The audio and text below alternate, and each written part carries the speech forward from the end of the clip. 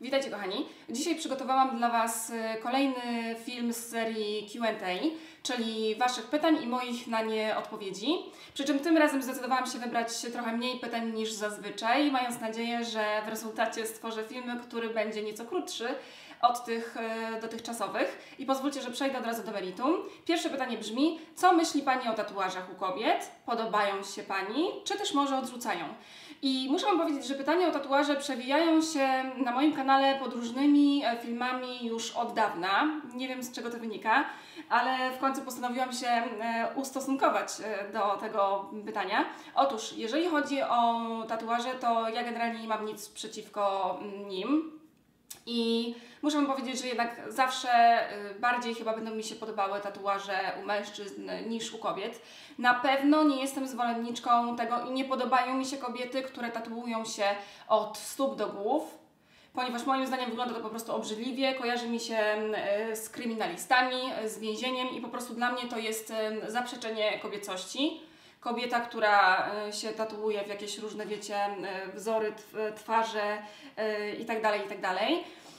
Jeżeli kobieta miałaby mieć jakieś tatuaże, moim zdaniem, to tylko takie, które byłyby delikatne i raczej drobne, nie rzucające się w oczy.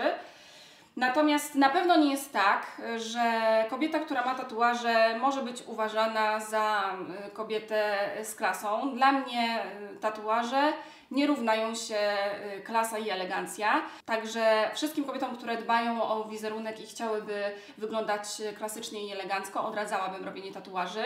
I teraz, jeżeli chodzi o mnie, to ja nie planuję sobie zrobić żadnego tatuażu. Między innymi dlatego, że podejrzewam, że po jakimś czasie tatuaż, który bym sobie zrobiła najzwyczajniej w świecie, przestałby mi się podobać, znudziłby mi się, ponieważ taki mam charakter i pewnie chciałabym go potem przerabiać albo usunąć, co ponoć jest jeszcze bardziej bolesne niż samo tworzenie tego tatuażu.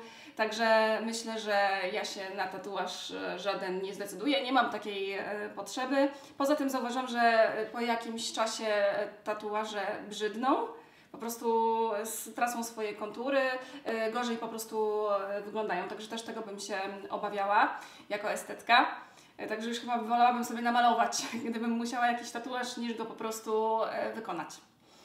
Kolejne pytanie. Jaki jest Pani ulubiony aktor? Otóż ja oglądam bardzo dużo filmów, jak wiecie, natomiast nie mam swojego ulubionego aktora. Także nie wiem, pewnie tutaj zawiodę osobę, która zadała mi to pytanie. Kolejna rzecz. Czy wierzysz w zjawiska paranormalne? Jeśli tak, to czy miałaś jakieś przeżycia z nimi związane? Proszę Państwa, w żadne zjawiska paranormalne nie wierzę. Uważam, że to jest bzdura. Osoby, które się tym interesują i jeszcze w to wierzą, uważam, że chyba nie mają w życiu co robić, że takim czymś się interesują. Żadne, słuchajcie, duchy, horoskopy, znaki zodiaku. Dla mnie to jest jedna wielka bzdura. Czasami sobie mogę, wiecie, poczytać, zainteresować się czymś, ale z dużą dozą jakby śmiechu, dla zabawy raczej, niż po to, żeby się jakby tym przejmować, sugerować, czy w jakiś sposób to przeżywać. Nie miałam też żadnych przeżyć związanych ze zjawiskami paranormalnymi. Myślę, że osoby, które w nie wierzą, to będą sobie wmawiały, albo tak będzie ich podświadomość działała, że będzie im się wydawało, że jakiś tam zjawisk paranormalnych doświadczyli. Natomiast ja w nie nie wierzę i ich nie doświadczyłam i nie sądzę, żeby to się kiedykolwiek zmieniło. O której zazwyczaj wstajesz? Zdaje się, że mówiłam już o tym parokrotnie, ale wstaję około południa najczęściej, ponieważ jestem sową, czyli bardzo późno chodzę spać, w nocy mi się najlepiej myśli, pracuję i też dlatego bardzo późno udaję się do łóżka i w związku z tym też dość późno wstaję. Zastanawiałam się nad tym, jakby to było być skowronkiem, na przykład wstawać wcześnie rano i pracować. Niewątpliwie ma to swoje zalety, ale niestety nie byłam w stanie przezwyciężyć swoich przyzwyczajeń, czy też uwarunkowań. Także wstaję około południa. Jaki masz rozmiar buta i czy łatwo Ci w sklepach kupić buty w swoim rozmiarze? Rozmiar moich butów to 39. Przypominam, że mam 176 cm wzrostu, także ten rozmiar jest jakby pochodną mojego wzrostu.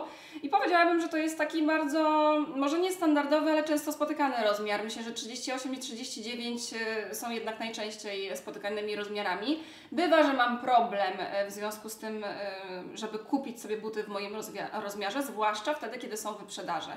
Myślę, że po wyprzedażach zauważyłam właśnie, że te rozmiary 38 i 39 cieszyły się największą popularnością. Także myślę, że w tym zakresie nie różnię się od innych kobiet. Czy gdybyś mogła zmienić imię, to zrobiłabyś to? Ewentualnie na jakie? Przecież w każdej chwili mogę sobie zmienić imię. Gdybym chciała, to już bym to dawno zrobiła. Gdybym miała zmieniać, to powiem Wam, że nie wiem, na jakie bym zmieniła, ponieważ nigdy się nad tym nie zastanawiałam, aczkolwiek nie do końca podoba mi się moje imię Dorota, ponieważ nie wiem, czy wiecie, ale to znaczy dar od Boga, co w kontekście tego, że nie jestem osobą religijną, jest co najmniej zabawne, ale jak wiemy, los bywa przewrotny.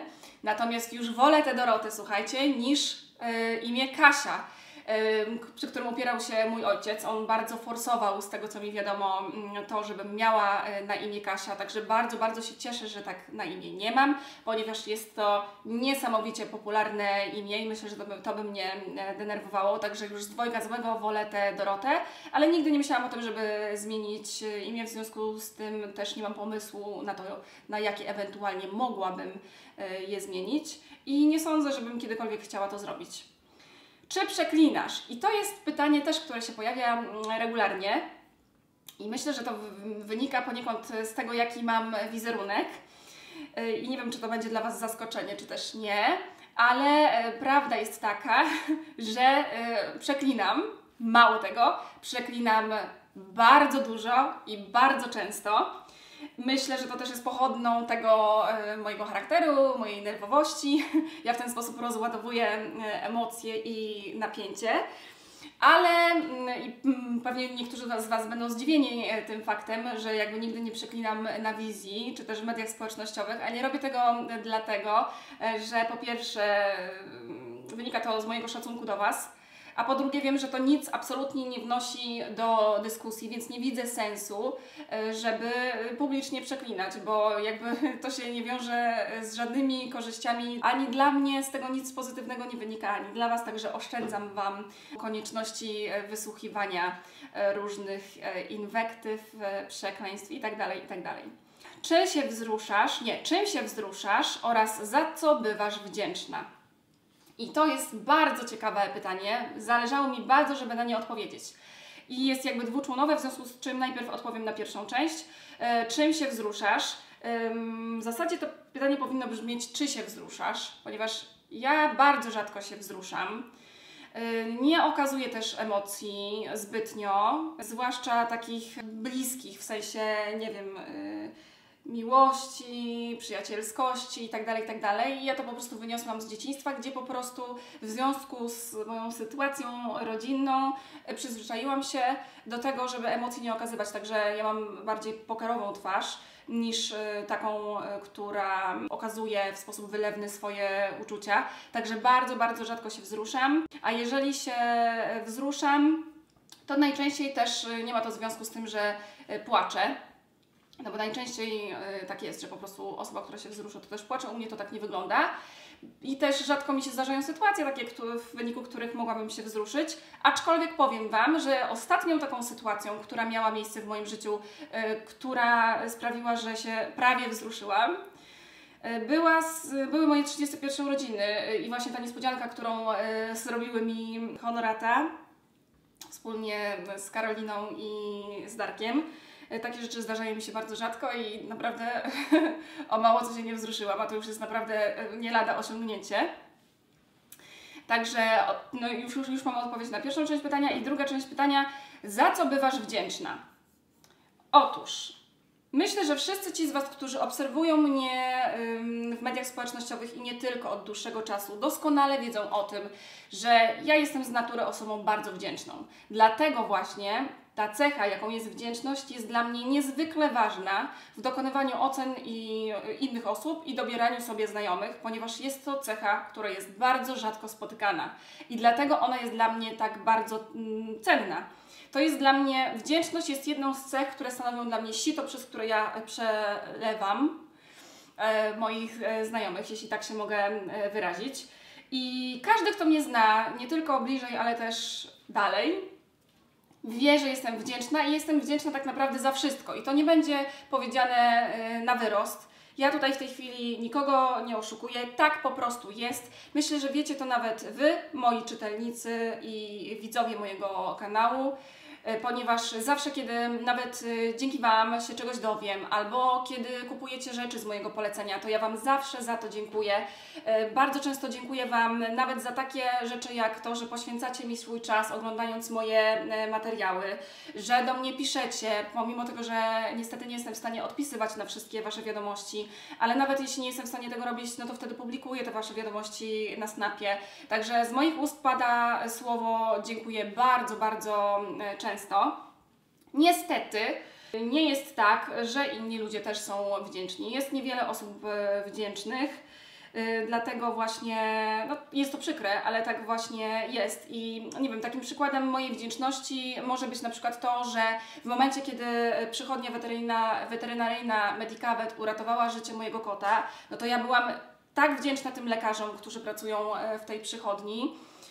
I zawsze będę do końca życia, bo dzięki lekarzom tam pracującym, weterynarzom, mój kotełek Lord żyje, że po prostu postanowiłam zareklamować tę przychodnię. Za każdym razem tam jeżdżę i za każdym razem ją reklamuję nieodpłatnie, właśnie ze względu na to, że jestem osobą wdzięczną.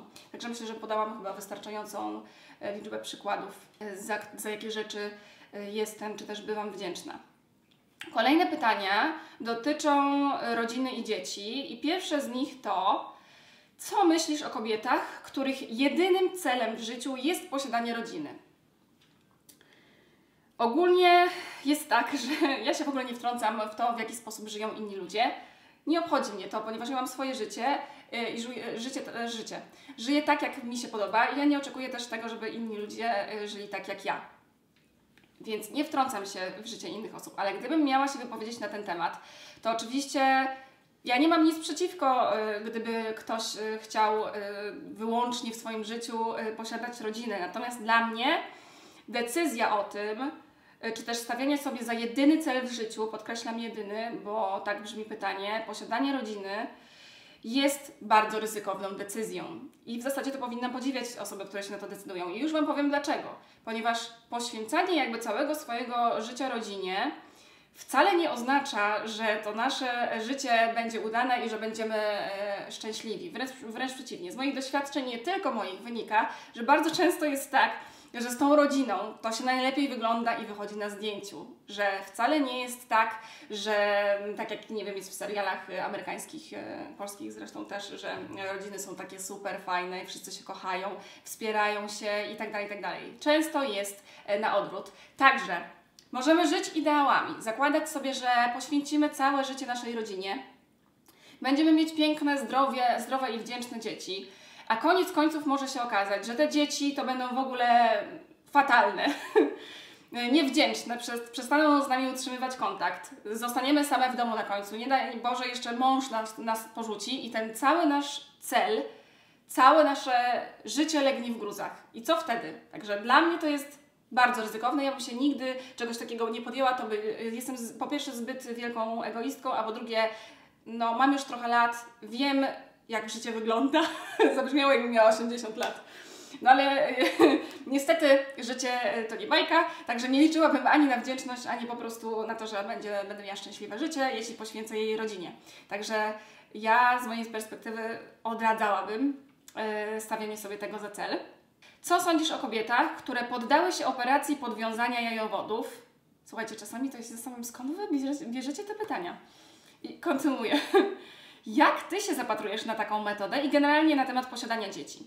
Wydajesz się być osobą bardzo skupioną na sobie, swoim życiu i rozwoju, i to jest akurat prawda, w pozytywnym tych słów znaczeniu. Jednak pamiętam, że w jednym z filmików mówiłaś, żartowałaś o byciu mamą.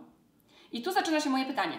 Czy posiadanie dzieci zostawiasz losowi, czy też planujesz, bo jak wiemy lubisz planować i jesteś dobrze zorganizowana. Zastanawiam się, czy w tej kwestii również, czy masz jakieś konkretne plany.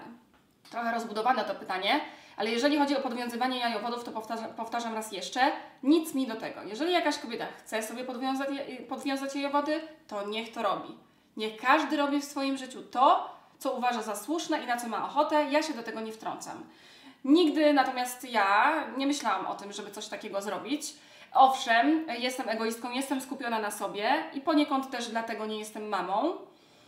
Zwierzęta, mimo że mam 2 koty i psa, które są jednak absorbujące, to zakładam, że są znacznie mniej absorbujące niż dzieci. Dzieci to jednak duża odpowiedzialność, na którą ja być może, raczej nie jestem jeszcze gotowa. Natomiast czy planuję dzieci? Myślę, że prędzej czy później stwierdzę, że jednak fajnie byłoby mieć dzieci. Jeśli tak stwierdzę, to wtedy będę miała dziecko. Jeśli oczywiście nie będę miała jakichś problemów związanych z zajściem w ciążę. Ale nie planuję póki co zajścia w ciążę. Jeśli się te plany moje zmienią, to nie wiem, być może Was o tym poinformuję, ale aktualnie nie zamierzam mieć dzieci. Natomiast gdyby przez przypadek, w sensie nie planując, zaszła w ciążę, no to myślę, że nie byłoby jakiejś wielkiej tragedii i pewnie urodziłabym to dziecko. Jakbyś miała syna albo córkę, jak byś dała im na imię? Nie mam zielonego pojęcia, jakbym dała na imię swojemu synowi albo córce, dlatego że nie planuję mieć dzieci póki co i takimi kwestiami jak tak dla mnie prozaiczne rzeczy jak imię dla dziecka, no to zajęłabym się wtedy, kiedy już bym była w ciąży. A teraz to nie widzę sensu spędzania czasu nad takimi dywagacjami. Ostatnia kwestia, jaką chciałabym dzisiaj poruszyć, dotyczy mojej współpracy, a raczej jej braku, z polskim oddziałem Louis Vuitton. W przeszłości wielokrotnie pytaliście mnie o to, zwłaszcza wtedy, kiedy publikowałam jakieś filmy dotyczące Louis Vuitton, czy mam współpracę z Louis Vuitton. I ja za każdym razem odpowiadałam Wam w ten sam sposób, zgodnie zresztą z prawdą, że nie, że ja nie mam i nie miałam żadnej współpracy z Louis Vuitton i że wszystkie rzeczy, które Wam pokazuję, czy to w filmach, czy w mediach społecznościowych, są rzeczami, które ja kupiłam za swoje własne pieniądze. Także ani ich nie dostałam, ani też Louis Vuitton nie zapłaciło mi za ich promocję. Zresztą wiecie, no, to by było nieprofesjonalne bardzo z mojej strony, gdybym mówiła, że mam współpracę z Louis Vuitton, podczas gdybym jej nie miała. Także no, ja nie kłamię, jestem osobą szczerą i mówiłam to wszystko zgodnie z prawdą. Natomiast oczywiście zdaję sobie sprawę z tego, że jest wiele polskich blogerek, które notorycznie mówią, że współpracują z jakąś marką, pomimo tego, że jest to nieprawda. Nie wiem, słuchajcie, z czego to wynika, ale ani nie jest to profesjonalne, ani tym bardziej nie jest to szczere. Natomiast jest jeszcze jedna ważna kwestia. Przy okazji tych pytań o współpracę z Louis Vuitton wspominałam Wam również o tym, że polski oddział tej marki nie współpracuje z żadną blogerką. Ja o to pytałam wielokrotnie i taką informację wielokrotnie otrzymałam i zawsze ją Wam przekazywałam. Natomiast, jak wiecie, albo i nie, dokładnie 6 kwietnia pewna polska blogerka ogłosiła we wszystkich swoich mediach społecznościowych współpracę z polskim oddziałem Louis Vuitton. I to coś, słuchajcie, później wydarzyło, to i trwa do tej pory, to słuchajcie, bardzo mnie zadziwiło, ponieważ co się stało? Po tym, jak ta blogerka ogłosiła tę współpracę, to do mnie zaczęło napływać mnóstwo wiadomości od Was, od czytelników mojego bloga i od widzów mojego kanału dotyczących właśnie tej informacji. Otrzymałam mnóstwo wiadomości prywatnych za pośrednictwem Instagrama, Facebooka, nawet na YouTubie. I tych wiadomości, słuchajcie, było mnóstwo. Ja w pewnym momencie przestałam je liczyć, ale na pewno około 200. Tyle osób do mnie napisało w tej sprawie, wyrażając po pierwsze swoje zdziwienie, zniesmaczenie bardzo często i też bardzo często w tych Waszych wiadomościach przewijało się pytanie: Dorota, a dlaczego nie Ty? Dlaczego nie Ty? Dlaczego nie Ty ogłosiłaś współpracę z polskim oddziałem Louis Vuitton? I powiem Wam szczerze, że mnie to na początku też bardzo zdziwiło, zwłaszcza, że moja wiedza na temat współprac z Louis Vuitton była taka, jaką Wam wielokrotnie zresztą przekazywałam, że Louis Vuitton nie współpracuje z żadną blogerką. I w momencie, kiedy te Wasze wiadomości zaczęły do mnie napływać, za które ja Wam oczywiście z tego miejsca bardzo, bardzo dziękuję, bo często te wiadomości zawierały słowa otuchy i różne komplementy kierowane pod moim adresem, to jakby wiedząc, że nie jestem w stanie Wam odpowiedzieć na to pytanie, bo mnie samą zdziwiła ta wiadomość i nie mając informacji na ten temat żadnej, bo wiecie, ja nie pracuję w Louis Vuitton, ja nie odpowiadam za żadne współprace. Jestem tylko albo ja youtuberką, która Wam opowiada o rzeczach Louis Vuitton i tak się zastanawiałam, co mam zrobić, ponieważ nie byłam Wam w stanie odpowiedzieć na Wasze pytania. Więc pierwsza rzecz, jaką zrobiłam, to zaproponowałam Wam na Snapie, żebyście nie pisali do mnie, bo to w sumie nie miało większego sensu, mimo tego, że te wiadomości były bardzo miłe, powtarzam raz jeszcze, ale udostępniłam Wam kontakt do Louis Vuitton i powiedziałam, że jeżeli chcecie się dowiedzieć czegoś, poznać odpowiedź na Wasze pytanie albo napisać kilka miłych słów, no to jakby piszcie bezpośrednio do Louis Vuitton i z tego co wiem, to wysłaliście sporo wiadomości i to nie tylko pod wskazany przeze mnie adres, ale też do sprzedawców warszawskiego butiku i za to też Wam bardzo dziękuję. Natomiast ja w swojej sprawie też postanowiłam się czegoś dowiedzieć.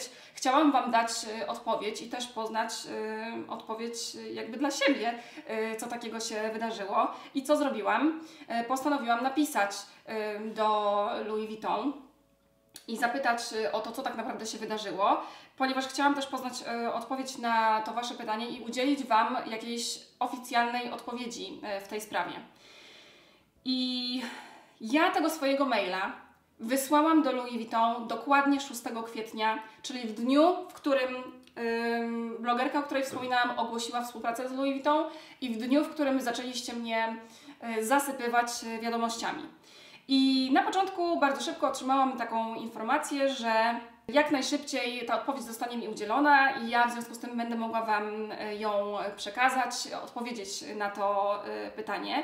I w międzyczasie ja na Instagramie zrobiłam kilka live'ów, bo już trochę czasu upłynęło od 6 kwietnia i w trakcie tych live'ów na Instagramie obserwowało mnie około 35 000 osób za każdym razem, kiedy robiłam live'a i nawet w trakcie tych live'ów pytaliście mnie o to regularnie. Co sądzę na temat współpracy Louis Vuitton ze wspomnianą blogerką, jak ja się z tym czuję i tak dalej, i tak dalej. I słuchajcie, ja celowo nie odpowiadałam na te Wasze pytania, pomijałam je, ponieważ miałam nadzieję i cały czas czekałam na oficjalną odpowiedź Louis Vuitton w tej sprawie, którą mogłabym się z Wami podzielić. I co takiego się stało? Ja w międzyczasie dowiedziałam się jednego, tego, że blogerka, która ogłosiła współpracę z Louis Vuitton, tak naprawdę nie ma żadnej oficjalnej współpracy z tą marką w Polsce, a już na pewno nie współpracę długofalową. Także tego dowiedziałam się bardzo szybko.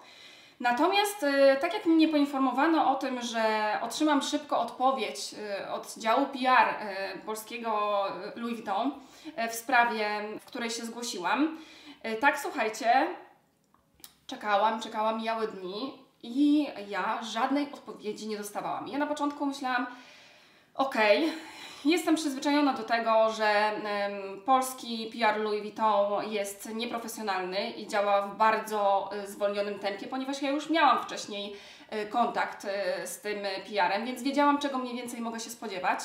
No ale wiecie, jak ktoś mi mówi na początku, że mnie szybko poinformuje, a potem mija pierwszy tydzień, drugi tydzień i prawie 3 tygodnie upłynęło, a ja dalej nie otrzymywałam odpowiedzi, a cały czas zadawaliście mi pytania o tę współpracę, no to jakby musiałam się przypomnieć. Postanowiłam się przypomnieć i odpowiedź, jaką otrzymałam, brzmiała, że Louis Vuitton nie udzieli mi żadnych informacji na nurtującą mnie, a zarazem Was kwestię. I Zanim, słuchajcie, to skomentuję, zanim się do tego ustosunkuję, to chciałabym powiedzieć kilka rzeczy.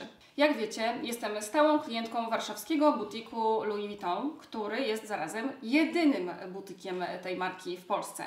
I specjalnie na potrzeby dzisiejszego filmu podliczyłam swoje zakupy i zakupy swojego partnera w tym butiku i wyobraźcie sobie, że wydaliśmy w tym butiku około 80 000 złotych. Kolejna kwestia jest taka, że nie znam drugiej osoby w Polsce takiej, która zrobiła tak dużą i darmową, podkreślam, darmową reklamę tej marki w Polsce. Wszystkie moje materiały, a jest ich naprawdę sporo, które są rzetelne, profesjonalne, do których się zawsze przygotowywałam, często z pomocą sprzedawców warszawskiego butiku i tutaj chciałabym bardzo podziękować panu Kamilowi i panu Darkowi, ponieważ bez ich pomocy część z tych materiałów w ogóle nie mogłaby powstać. Spowodowałam, że dużo osób przekonało się do tej marki i że zaczęliście częściej robić zakupy w tym butiku. I ja to najpierw zobaczyłam po tym, że zaczęliście mi wysyłać wiadomości.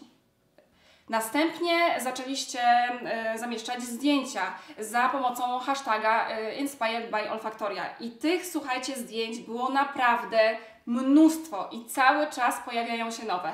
Także wiedziałam, że z mojego polecenia kupowaliście i kupujecie w dalszym ciągu mnóstwo rzeczy Louis Vuitton. I to nie jest tak, że wy mi o tym mówicie, że ja widzę te zdjęcia, ale też niejednokrotnie, kiedy byłam w warszawskim butiku, mówili mi o tym sprzedawcy. Nie jeden sprzedawca, nie dwóch, nie trzech, tylko więcej po prostu. Wspomina o tym regularnie, że przychodzicie i kupujecie rzeczy z mojego polecenia, że powołujecie się bardzo często na mnie, czy to w rozmowach telefonicznych, bo wielokrotnie udostępniałam Wam kontakt, czy to po prostu mówiąc o tym. Plus oczywiście jest też dużo osób takich, które z różnych względów się nie przyznają do tego, że coś kupują z mojego polecenia, ale słuchajcie, ta sprzedaż wygenerowana przez Was wskutek tego, że opowiedziałam Wam o tych swoich zakupach, to nie są, słuchajcie, zakupy rzędu 1000 zł, 2000 zł, tylko to są zakupy o wartości nawet nie kilkudziesięciu tysięcy złotych. Tylko ta sprzedaż poszła w setki tysięcy złotych. Setki tysięcy złotych zarobi warszawski butik Louis Vuitton dzięki temu, że ja wydałam tam swoje własne pieniądze, a następnie sporo swojego czasu poświęciłam na to, żeby za darmo zareklamować Louis Vuitton w Polsce. Także myślę, że wszyscy ci, którzy od dawna obserwują mnie w mediach społecznościowych i nie tylko, doskonale o tym wiedzą. I teraz też macie dodatkowy dowód na to, że jest tak, jak wspominałam wcześniej, że nie mam żadnej współpracy z Louis Vuitton i że to wszystko kupiłam za swoje własne pieniądze. Teraz pozwólcie, że powrócę do tematu maila, jakiego wysłałam do Louis Vuitton i odpowiedzi, jaką otrzymałam na mojego maila, która brzmiała, powtarzam raz jeszcze, że żadna odpowiedź nie zostanie mi udzielona w tej sprawie. I powiem Wam teraz, jak ja się poczułam, kiedy przeczytałam tę wiadomość, wiedząc wszystko to, o czym Wam przed chwilą powiedziałam, czyli oceniając tę odpowiedź z perspektywy stałej klientki i osoby, która wygenerowała ogromną sprzedaż w tym butiku. Poczułam się, słuchajcie, totalnie, ale to totalnie olana i zlekceważona. Już nawet nie wspominam o tym, że to zachowanie było bardzo nieprofesjonalne i że poczułam się tak, jakby ktoś po prostu najzwyczajniej w świecie nie okazał mi szacunku. I to już nawet, słuchajcie, nie chodzi o mnie. To też chodzi o Was. Bo ja też tę odpowiedź chciałam uzyskać dla Was. Chciałam Was oficjalnie poinformować, jakie jest stanowisko Louis Vuitton w tej sprawie.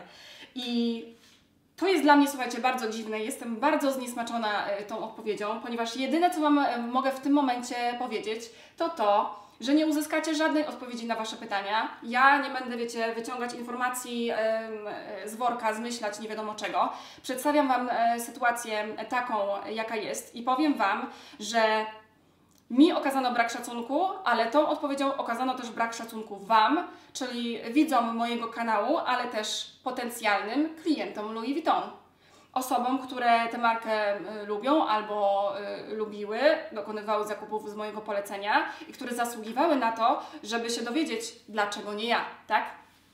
Ale niestety na pewne rzeczy ja nie mam wpływu i nie jestem w stanie Wam udzielić odpowiedzi na to pytanie. Ja już Wam wcześniej wspominałam o tym, jak bardzo nieprofesjonalny w mojej ocenie jest polski PR Louis Vuitton w osobie pani Magdy, ponieważ to ona za to odpowiada. I mówiłam o tym dokładnie wiecie kiedy? W sierpniu 2016 roku, kiedy publikowałam dla Was film na temat torebki Pochette Métis i tam wspomniałam o tym, dlaczego uważam, że pani Magda jest nieprofesjonalna. I pozwólcie teraz, że na potrzeby tego materiału wkleję Wam fragment tamtego filmu. Jestem bardzo zniesmaczona tym, że tak luksusowa marka jak Louis Vuitton ma w Polsce tak nieprofesjonalny PR.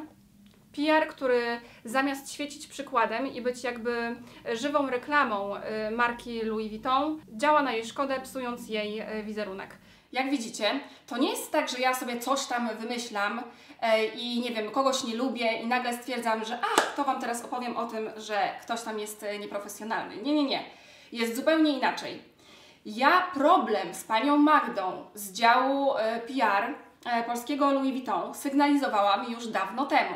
I to, co się teraz dzieje, to, co się wydarzyło i w zasadzie dzieje w dalszym ciągu, jest tylko dowodem na to, że to, co mówiłam wcześniej, jest prawdą, a ponadto jest dowodem na to, że rzeczywiście jest tak, że pani Magda jest osobą bardzo nieprofesjonalną i zamiast działać pozytywnie, działa na szkodę wizerunkową marki.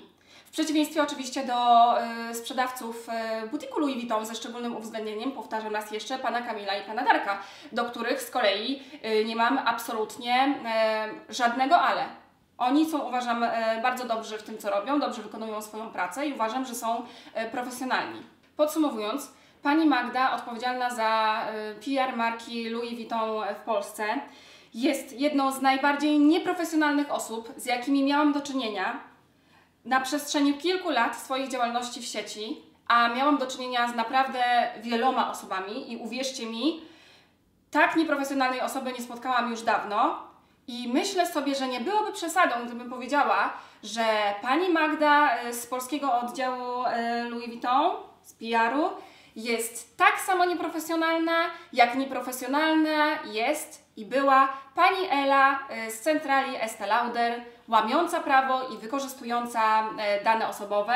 Myślę, że pani Ela i pani Magda mogłyby się bardzo polubić i spokojnie mogłyby sobie podać rękę, ponieważ reprezentują ten sam poziom nieprofesjonalizmu. Kończąc już ten nieprzyjemny skądinąd dla mnie temat, bo niestety nie jest tak, że mówienie o tym jest dla mnie przyjemne, ale ktoś to, słuchajcie, musi głośno powiedzieć. Chciałabym wspomnieć raz jeszcze, że niestety nie jest tak, że w tak prestiżowych firmach jak na przykład Louis Vuitton czy Estée Lauder pracują osoby kompetentne i profesjonalne, tylko często są to osoby, które najzwyczajniej w świecie do tej pracy się nie nadają i wykonywać swoich obowiązków w tym zakresie nie powinny. Swoją drogą niebawem na moim kanale ukaże się film, w którym opowiem o większej liczbie takich żenujących i nieprofesjonalnych zachowań. Myślę, że trochę się pośmiejemy, ponieważ wydaje mi się, że wiele osób nie zdaje sobie sprawy z tego, z czym my, blogerzy i youtuberzy, się na co dzień borykamy.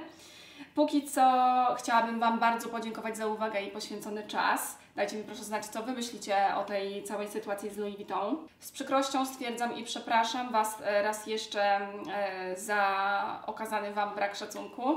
Niestety, tak jak powiedziałam, ja na pewne rzeczy nie mam wpływu, ale bardzo Wam dziękuję jeszcze raz za wsparcie i za wszystkie te wiadomości. Jest mi naprawdę niezmiernie miło. Przypominam, że w opisie pod filmem znajdziecie listę pytań, na które udzieliłam Wam odpowiedzi. Linki do mediów społecznościowych, w których jestem obecna. Gorąco zachęcam Was do subskrybowania mojego kanału, klikania kciuków w górę.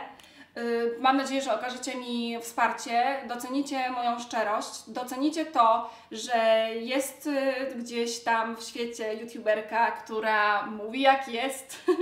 Pozdrawiam Maryszę Maxa Kolonko. I nie boi się mówić o pewnych rzeczach głośno. Jak zwykle też w opisie pod filmem znajdziecie listę kosmetyków, za pomocą której wykonałam dzisiejszy makijaż oraz linki do sklepów, w których możecie kupić rzeczy, które mam dzisiaj na sobie. Tymczasem gorąco dziękuję Wam za uwagę i poświęcony czas i do zobaczenia w kolejnym filmie.